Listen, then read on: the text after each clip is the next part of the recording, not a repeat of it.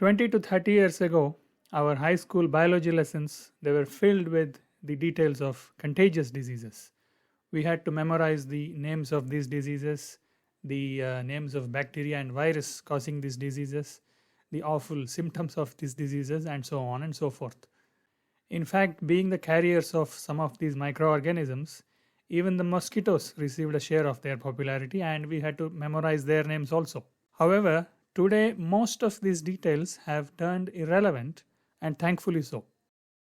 Through hygiene measures, nutrition, medicines, and vaccines, we have eradicated some of these diseases like smallpox, and we have trivialized many others. Of course, COVID was an exception in the recent times, where a new virus caused a pandemic in the world, but when appropriate vaccines were created, it was no more a problem. All in all, we are no more suffering these communicable diseases like we were in the previous century. People are no more dying in millions because of diseases such as cholera and plague. So towards the end of the previous century, looking at the effectiveness and efficiency of modern medicine in dealing with these contagious diseases, WHO, World Health Organization, naturally believed that we are going to have a much healthier world in 21st century. But what actually happened was something else altogether. While communicable diseases have been effectively contained by modern advancements, a host of an entirely different kind of diseases, namely non-communicable diseases, are now wreaking havoc. Diabetes, hypertension, asthma, cancer, arthritis, obesity, and so on and so forth.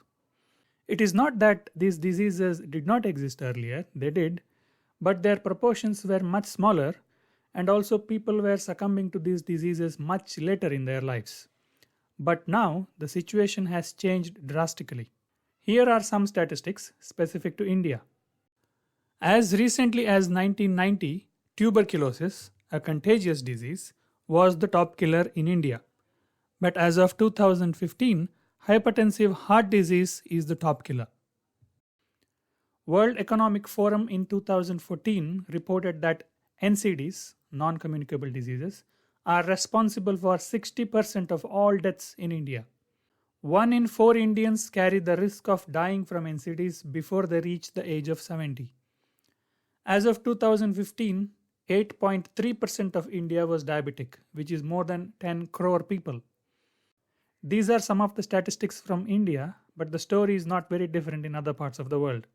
Now, as if this is not enough, mental health problems have added to the situation in the recent years. Close to 7 crore people in India suffer from common and severe mental disorders. It is estimated that more than 1 in 5 US adults live with a mental illness. More than 15 crore people in the European region live with a mental health condition. As of 2019, nearly 100 crore people in the world were living with a mental disorder. That means 1 in 8 people. And now some experts are even predicting that we may soon have a mental health pandemic. Is modern medicine doing nothing about it? Of course they are, but evidently they are not able to deal with it. The success that modern medicine achieved with contagious diseases is far from being replicated with non-communicable diseases. In general, this is what has happened with regards to non-communicable diseases. Doctors generally label these diseases as idiopathic. Now don't mistake this to be some great technical explanation. It is just a Greek word for saying we don't know the cause. Since they don't know the cause, they can obviously not offer treatment to cure it. What they offer is only symptomatic relief.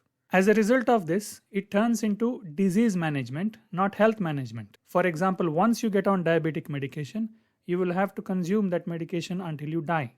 And worse, in most cases, the dosage of the medication would go on increasing with time. As a result of this, pharmaceutical industry has now become a $1 trillion industry, and it has also received the nickname Big Pharma. Healthcare is now among the top 5 biggest industries in the world, surpassing even the food industry. In effect, humanity is consuming medicines worth more than food. And once diseases and medicines play a major role in economy, corruption is a spontaneous outcome. Here is what some medical professionals had to say about Big Pharma.